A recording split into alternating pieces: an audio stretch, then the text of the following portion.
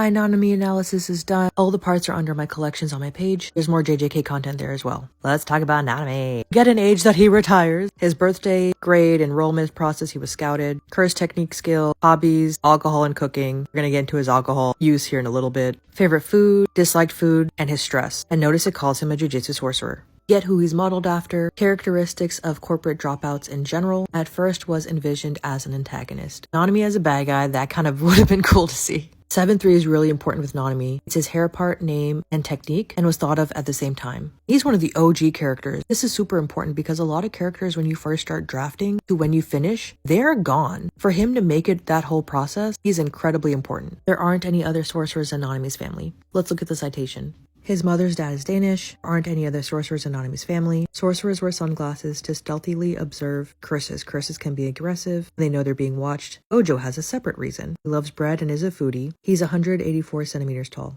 which compared to everybody else kind of looks like this.